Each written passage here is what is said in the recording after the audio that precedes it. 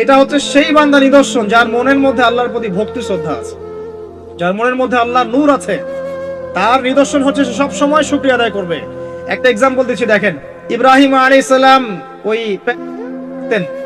আর এই যে এইখানে মক্কায় তার একজন স্ত্রী হাজারা আলাইহিস সালাম, ওইখানে একজন স্ত্রী সারা আলাইহিস সালাম, মনে আছে ঘটনা? আচ্ছা, তিনি আসলেন বাসায়, দরজায় নক করছেন যে বাসায় কে আছে? দরজার পিছন থেকে বলা হচ্ছে যে আমি। তিনি বলছেন ইসমাইল কোথায়? তখন আওয়াজ আসছে ইসমাইল শিকার করতে গেছে। তারপরে তাকে বলা হচ্ছে তোমরা কেমন আছো, স্বামী স্ত্রী তোমরা কেমন আছো? তো স্ত্রী জবাব দিচ্ছে আমরা ভালো নাই, আমাদের ঘরে অনেক অভাব, আমাদের অনেকের স্ত্রীর মতো।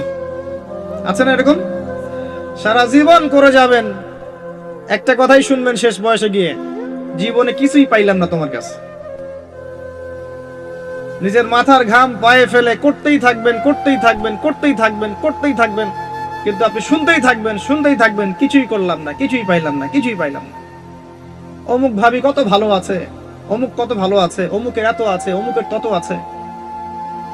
সুবহানাল্লাহ, এটা আমাদেরই দোষ। কারণ বিয়ে করার সময় যারা দিনদারিতা না দেখে শ্বশুরের সম্পত্তি দেখবেন, সৌন্দর্যকে বেশি প্রাধান্য দিবেন, নিজের হারাম প্রেমকে বেশি প্রাধান্য দিবেন, নিজের ওই বংশমর্যাদা ইত্যাদি ইত্যাদিকে বেশি প্রাধান্য দিবেন, তখন তো আফসোস করতেই হবে, কিছু করার নেই। এই জন্যই তো নবী সাল্লাল্লাহু আলাইহি ওয়াসাল্লাম বলেছেন যে দিনদার স্ত্রীদেরকে দেখে বিয়ে করো, যার মধ্যে দিনের বুঝ আছে, জ্ঞান আছে, একে দেখে বিয়ে করো। তবে এখানেও একটা বিষয় আপনাকে সতর্ক করতে চাই যে প্রত্যেকটা বোরখার পিছনেই সঠিক দিনদারিতা থাকে না। অতএব এটা দেখেও ধোঁকা খাওয়ার কিছু নাই। দিনদারিতা আল্লাহর সাথে বান্দার মনের ব্যাপার। দিনের বেসিক কিছু প্রশ্নের মাধ্যমে আপনি তার উত্তর পেতে পারেন, দিনের বেসিক কিছু বুঝ আচরণ দেখে আপনি তার উত্তর পেতে পারেন, তার তাকওয়া দেখে আপনি উত্তর পেতে পারেন। একজন আমিরুল মুমিনিন খলিফা, তিনি রাত্রেবেলা জনগণের অভাব অনটন দেখেন। একদিন দেখতে দেখতে রাতে ক্লান্ত হয়ে পড়লেন, একটা দেয়ালের আড়ালে তিনি দাঁড়িয়ে বিশ্রাম নিচ্ছেন, বসে পড়েছেন। দেয়ালের পিছন থেকে তিনি আওয়াজ শুনছেন, মা আর মেয়ে কথাবার্তা বলছে। মা বলছে দুধে পানি মিশাও, আর মেয়ে বলছে যে ইত্তাকিল্লাহ, হে মা আল্লাহকে ভয় করো। তার মা বলছে এখানে তো ওমর নাই, ওমরের প্রশাসন নাই, ভয়ের কি আছে, মিশাও, পানি মিশাও। তখন এই মেয়ে বলছে ওমর নাই তো কি হয়েছে, ওমর রব আল্লাহ তো জীবিত আছেন, তিনি দেখছেন। ওমর রাদিয়াল্লাহু আনহু পরের দিন ওই বাড়িটা মার্ক করে রাখলেন রাত্রেবেলা। পরের দিন তার ছেলেকে নিয়ে আসছেন এই বাসায়, এসে মেয়ে দেখাচ্ছেন, এই মেয়ে পছন্দ হয় কিনা দেখো। মেয়ে পছন্দ হয়ে গেছে। আমিরুল মুমিনিনের মানে রাষ্ট্রপ্রধানের ছেলের সাথে এই মেয়ের বিয়ে হয়ে গেল। দুধওয়ালি, দুধ ধোয়াচ্ছেন যেই মেয়ে, কি দেখে বিয়ে দিলেন? সৌন্দর্য দেখে?